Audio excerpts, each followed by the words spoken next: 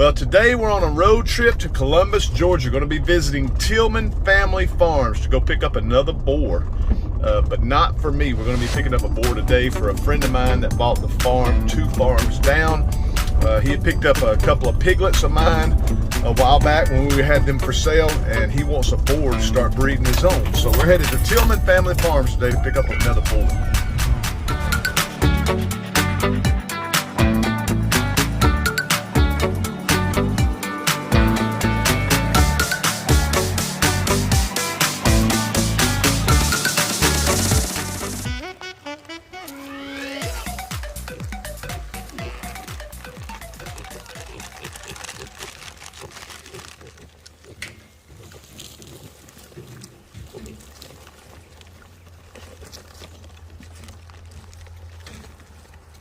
Him right there in front of you?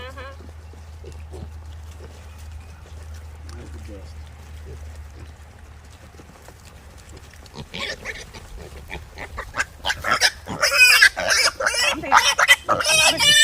I think he's heavier than the last time I caught him.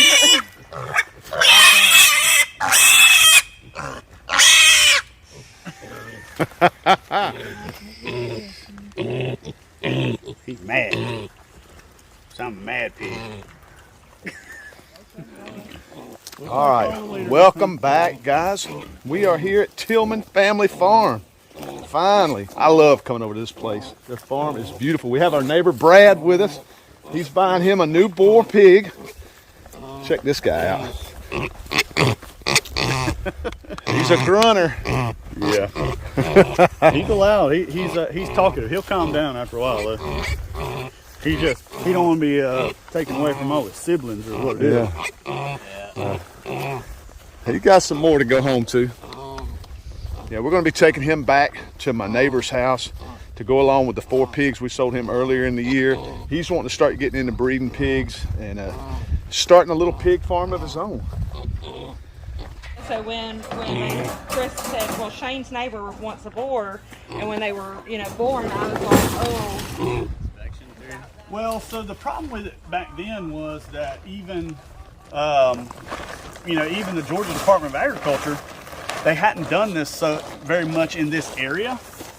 So the people that were inspecting it were truly kind of fresh at it. Yeah, they were new at it, so they didn't really know exactly what all had to happen. So we read it and they read it, and our interpretation was really good at first, and we were pointing things out to them. And then when we pointed out so many things, they started saying, okay, well, get it all put together and we'll come inspect it.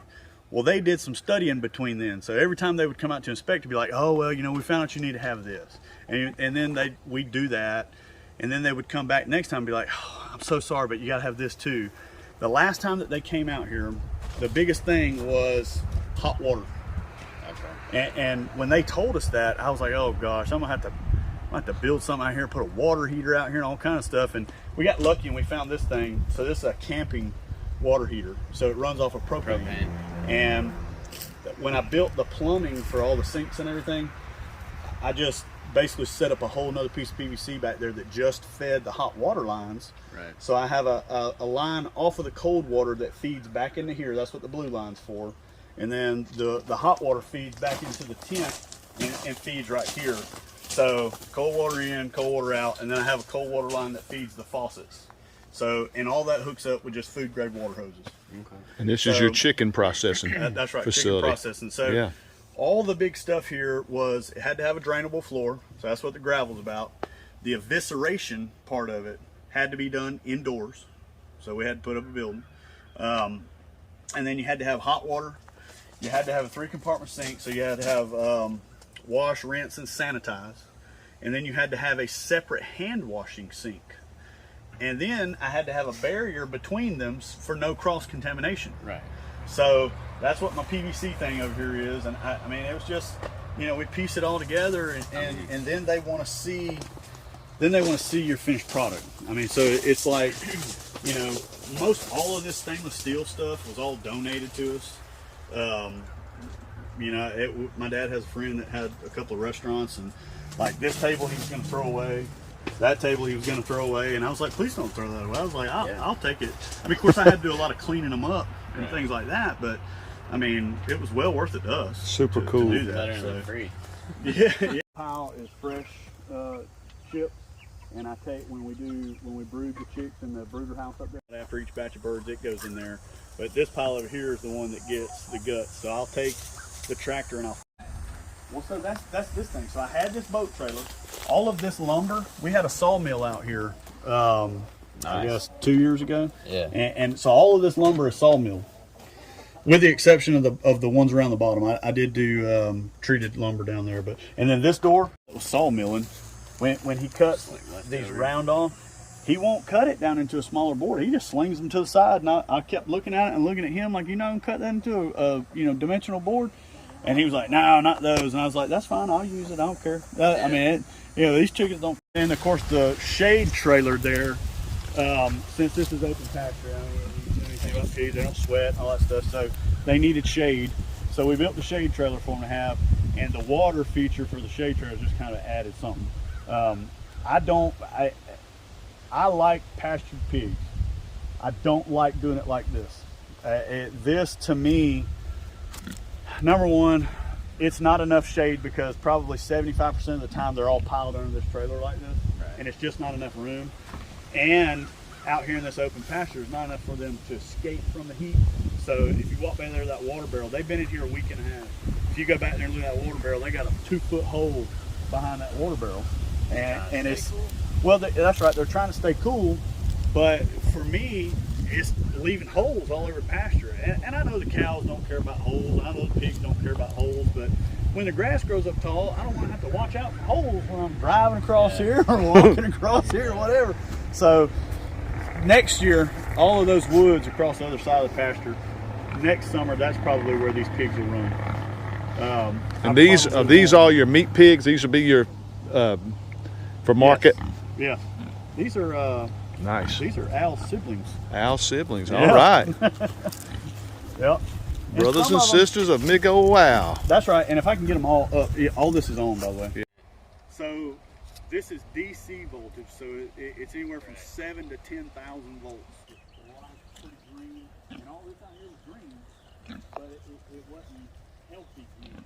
Right? Sell to help recoup whatever the cost of hay or the cost of the property taxes or anything like that. But so it was never intended to be a business. None of this was. I mean, it never was. And kind of when the pandemic happened, with the first time that grocery stores were having a hard time keeping shelves full, we started having people pulling the driveway. It was like, hey, we see y'all got it. What do y'all do with your cows? Or do y'all sell eggs or something like that? And it was kind of like a light bulb went off for us. So at that point we've been homesteading for 16 years. Growing our own garden, canning our own stuff, eating deer meat, eating the fish that we catch, and all that kind of stuff, and raising a couple of pigs for our family, and raising a couple of cows for our family, and chickens for eggs. Back then, we didn't even raise our own broilers. It was kind of like we started watching YouTube videos. What we did, so we watch all these YouTube videos, and 95% of the people that were starting small farm businesses were all starting with pastured broilers. And I looked at my wife and I was like, what do you think? She was just like, I'm not eating chicken from the backyard. And I was like, well, I'm going to. I was like, we're about to try it. So I think we ordered 20 birds and we grew them. And then my dad, of course, he's a sure enough old country boy. That he used to watch his mom on Sunday afternoons go out there and snatch a chicken up, walk through the yard, swinging it by its neck.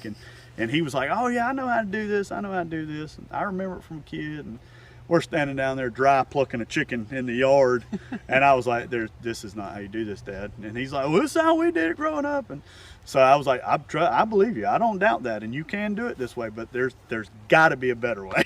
So we just kept researching. And I mean, that's what got us to where we are today. So in other words, 3 years ago, I was doing backyard broilers the way that I would do dove or quail when I would go hunt them. Yeah. And it just wasn't right.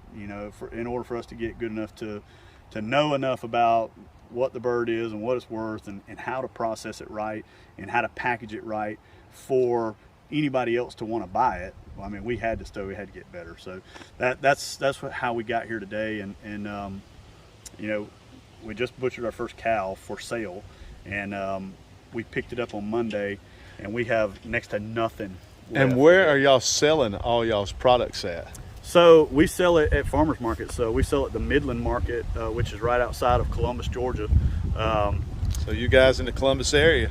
Yeah, that's right. If you're in Columbus, and on top of that, the farm is not far from Columbus either. So, you know, we're 5, maybe 10 minutes outside Columbus. Check them out on Facebook, all the social media Facebook, groups, huh? so, YouTube, go subscribe. Heck yeah.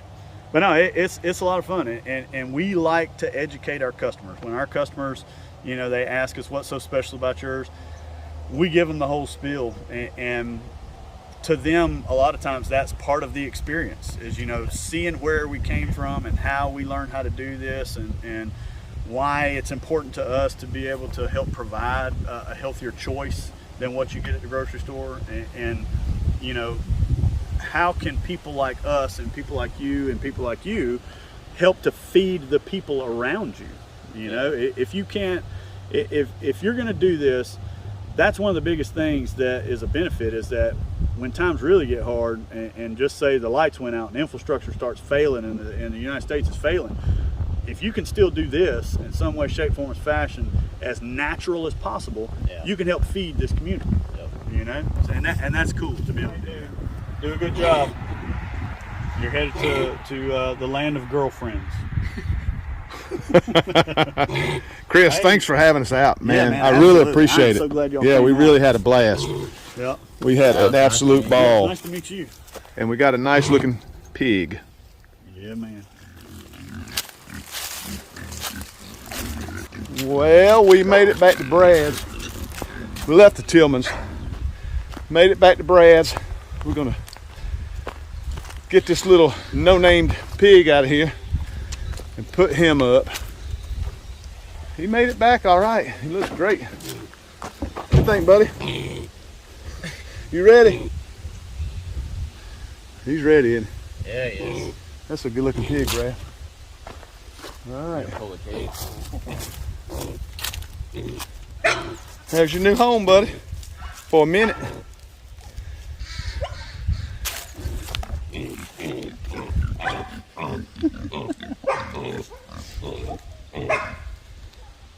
All right, well, this is just going to be a little temporary home. Brad's got an awesome place out here in this field that he's fenced off. He's just about done with it. He hadn't quite got it completely finished yet. But it's a huge area that you're going to be raising them out in the pasture, right? Yep. Yeah, it's really, really cool. But right now, this is going to do him fine. Just a little temporary pen. He's checking out the other pigs. Let's go check this out.